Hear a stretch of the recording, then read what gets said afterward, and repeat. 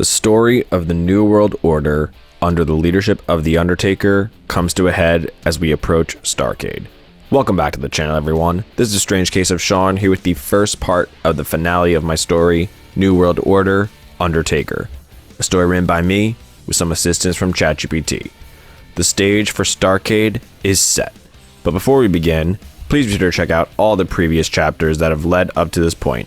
And of course, if you enjoy the video, please consider leaving a like and subscribing. This series has been a lot of fun to create and watch unfold.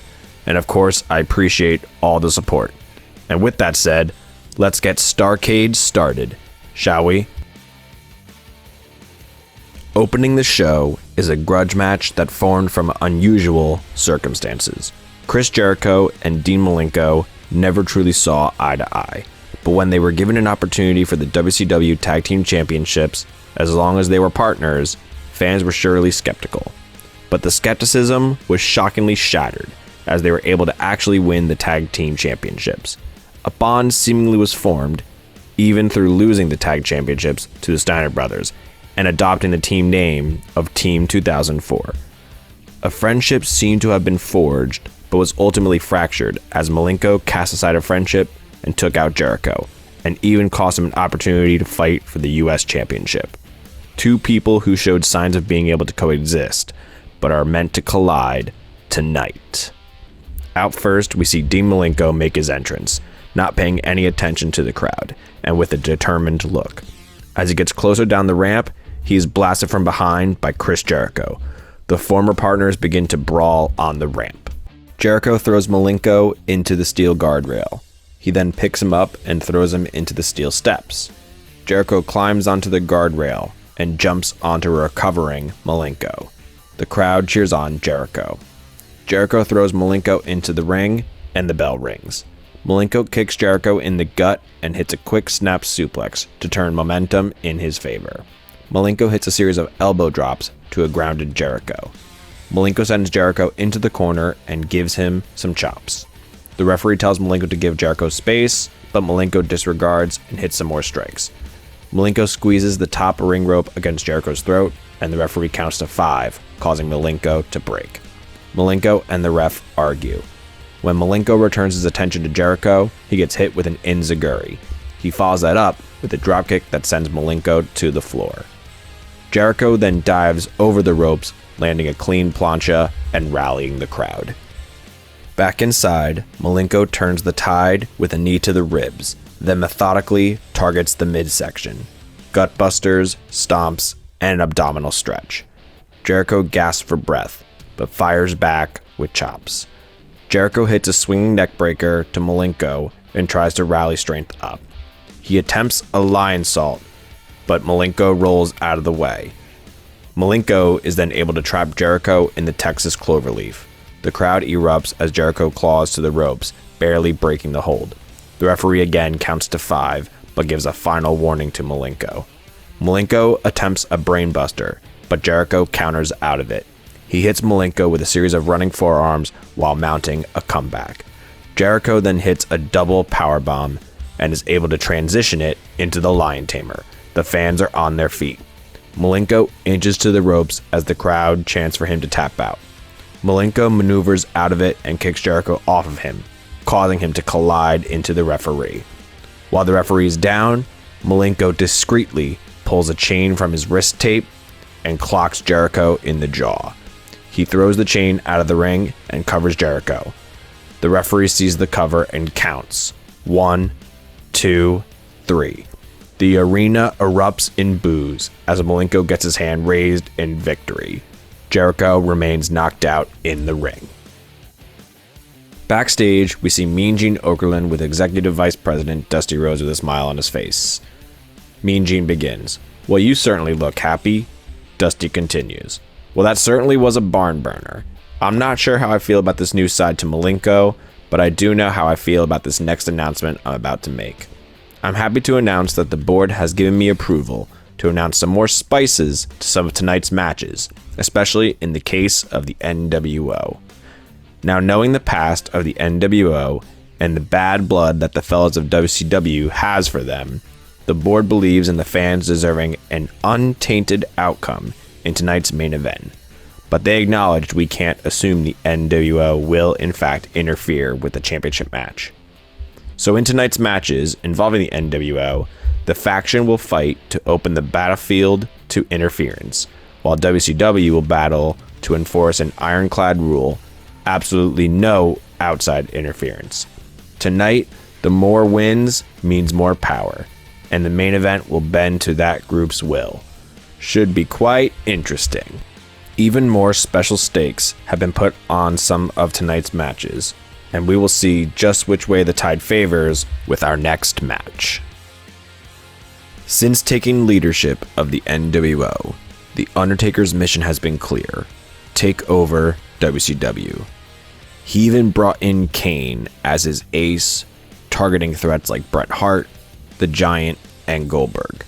Early on, Kane captured the US Championship from Diamond Dallas Page and became a thorn in the side of Lex Luger and former nWo member Randy Savage.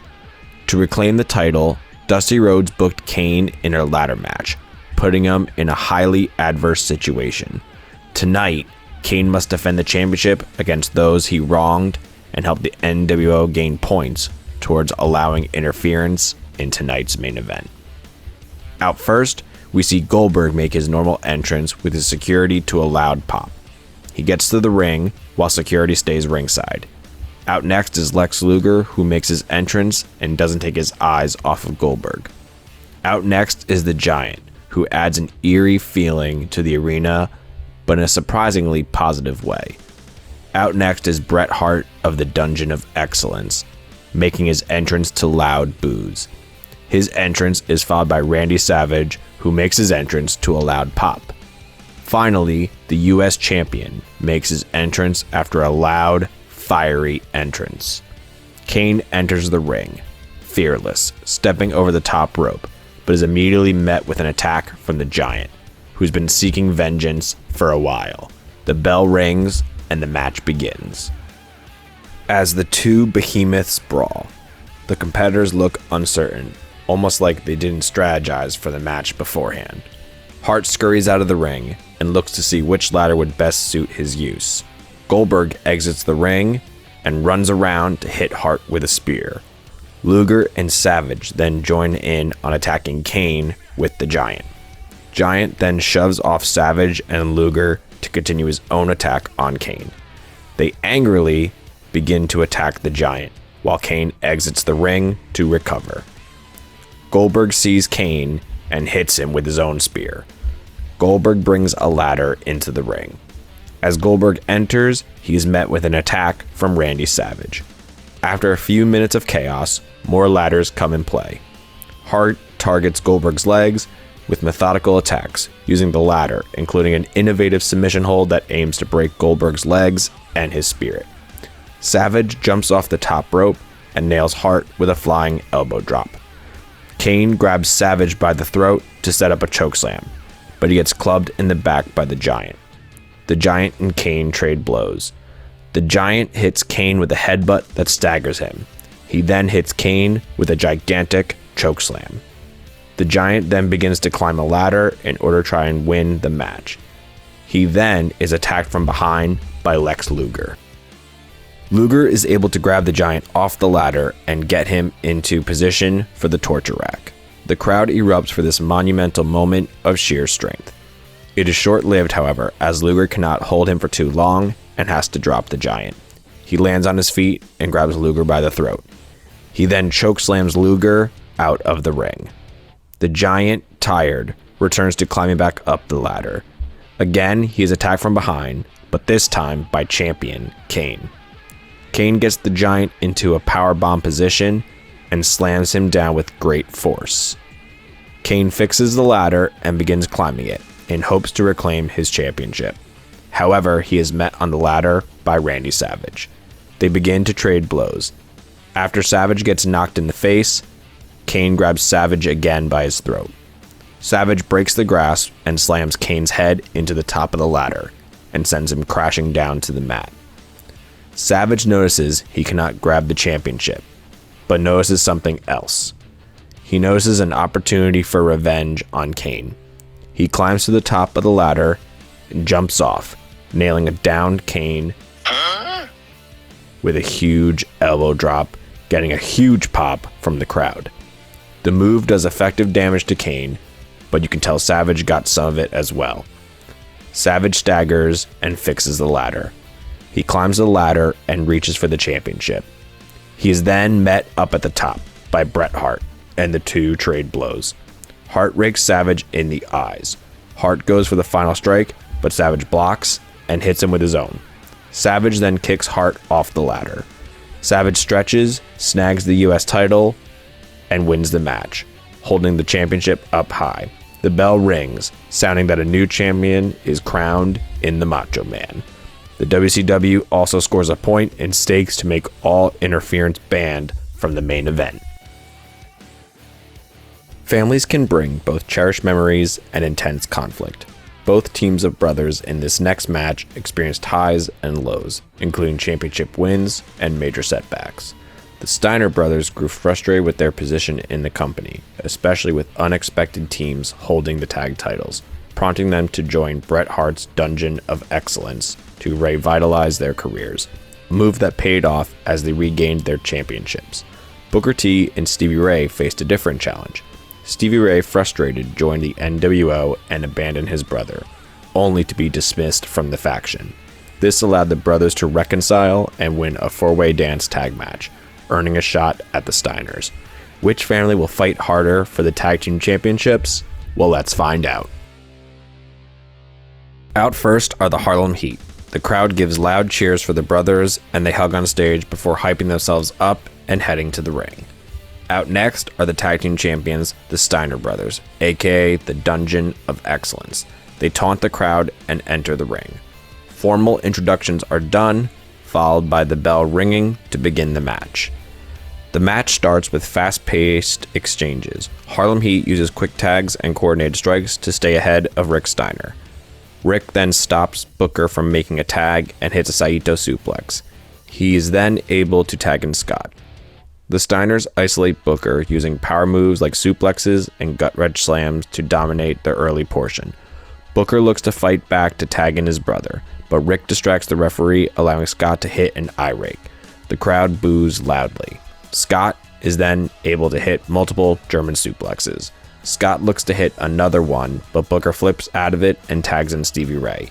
He hits multiple drop kicks to Scott.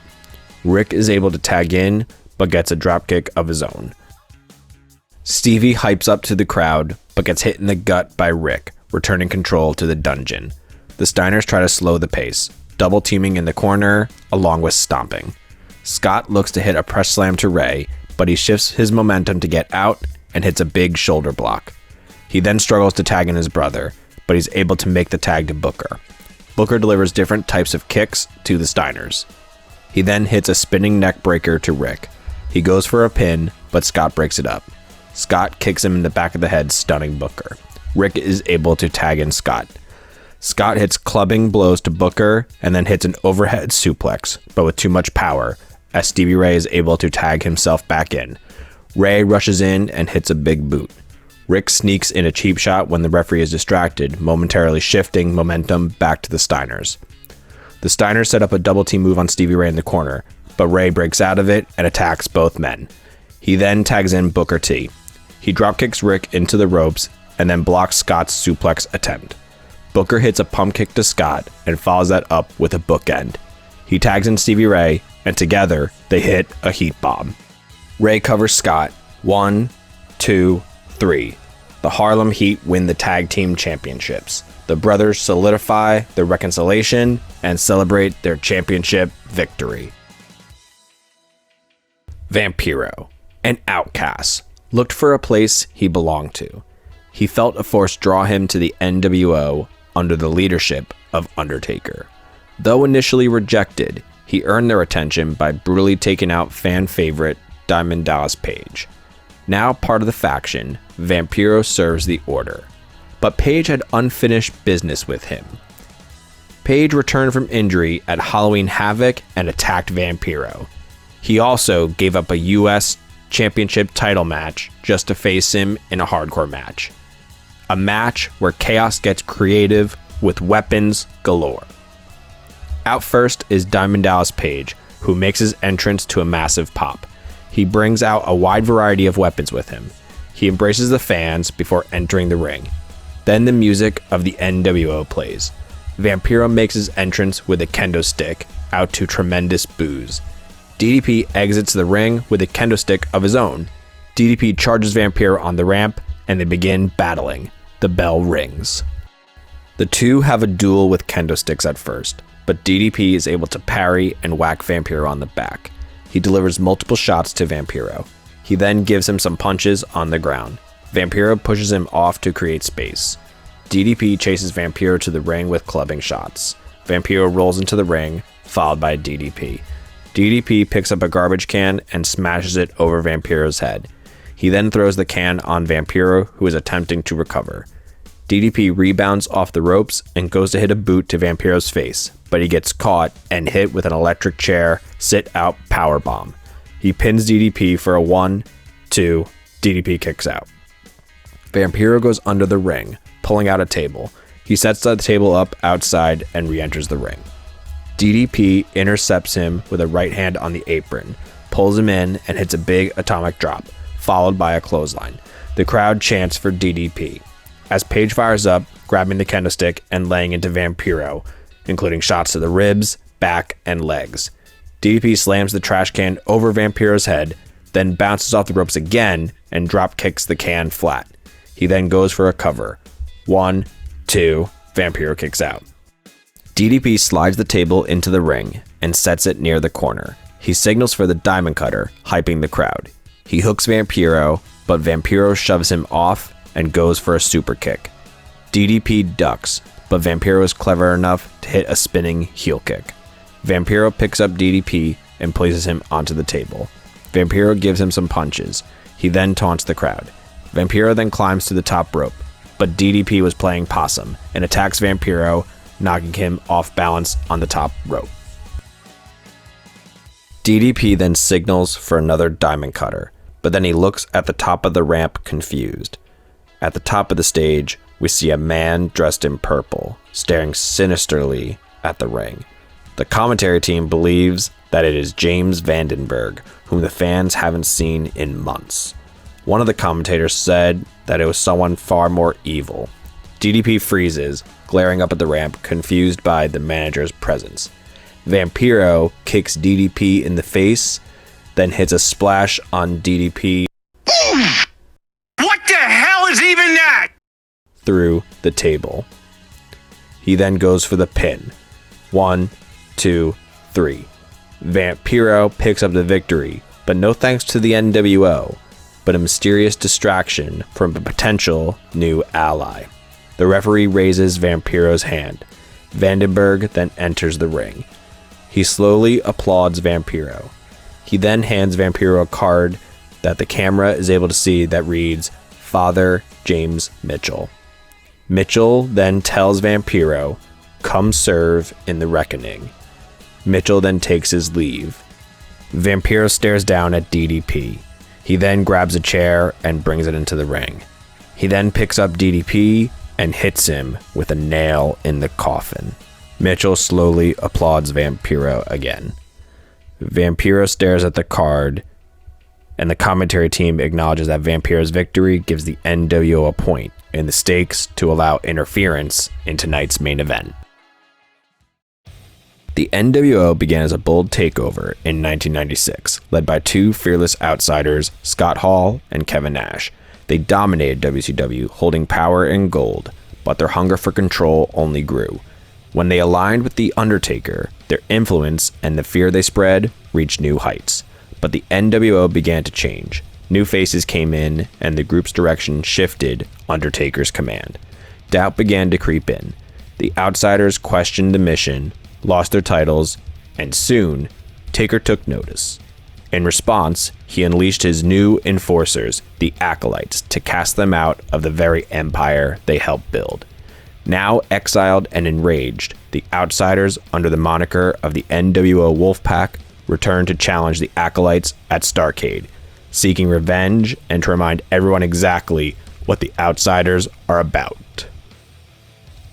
Out first are the original outsiders, Now known as the nWo Wolfpack, Scott Hall and Kevin Nash make their entrance to thunderous cheers. They keep their same cool and charismatic demeanors as they walk to the ramp and to the ring. The duo looks revitalized and ready for a fight. Out next are the Acolytes, Bradshaw and Farouk, accompanied by Paul. The cold, solemn figures make their entrance to the ring and to a chorus of boos. The bell rings and the match begins. Farouk and Hall lock up. Farouk pushes Hall into the corner and hits heavy forearms. Hall absorbs the punishment, but then fights back with quick strikes, able to create space. Nash uses his size advantage to send Farouk into the ropes and follows up with a big shoulder tackle. Farouk regains control with a cheap shot. He then stomps on Nash, and Bradshaw continues with his own attacks. Bradshaw shows his great power, slamming Nash with a power slam. Hall attempts a running clothesline that staggers Bradshaw, but doesn't knock him down. Then he springs off the ropes to hit a back elbow for a near fall. Farouk then hits Hall with a boot. This leads to the Acolytes being able to land some tandem offense. The Acolytes isolate Hall with classic teamwork, double teams, and more stomps. Farouk attempts a Dominator, but Hall slips out thanks to Nash. Nash then fights back, delivering multiple short clotheslines to Farouk. He then blasts Bradshaw over the ropes. Nash returns his attention to Farouk, but gets hit with a spine buster. He goes for a pin. 1, 2, Nash kicks out. The crowd rallies behind the Wolfpack. Bradshaw shouts to Farouk in frustration. They begin to bicker. Paul tries to reel them in. Hall hits a discus clothesline on Farouk. Bradshaw grabs Hall, but he pulls him across the throat, causing him to fall off the apron again. Hall taunts Paul at ringside. Hall hits a fallaway slam on Farouk, while Nash cuts off Bradshaw with a big boot. Paul climbs the apron to distract Hall, but suddenly, Eric Bischoff charges down the walkway and intercepts him, cutting him off the apron. Bischoff then delivers strikes to Paul on the outside. Hall hits Bradshaw with the outsider's edge and goes for the pin. 1, 2, 3. The Wolfpack wins. Nash and Hall celebrate with the crowd, raising their arms in victory. Bischoff enters the ring. After a pause, the three men do a group hug as the crowd cheers. The commentary team also announces that with the Wolfpack's victory, all interference will be banned from the main event. In the final chapter, we will see arguably the most anticipated match in wrestling history in the main event. A dream match becoming a reality. The icon of WCW, Sting, challenges the leader of the nWo and WCW World Heavyweight Champion, The Undertaker. With all interference banned, the two pioneers of professional wrestling will face off in a match of the dead man's design, the King of Terror's trials. A best of 3 match with 3 different and dire stipulations. Who will ultimately prevail? We will soon find out. Thanks for watching. Stay strange, stay awesome, and I'll see you in the next video.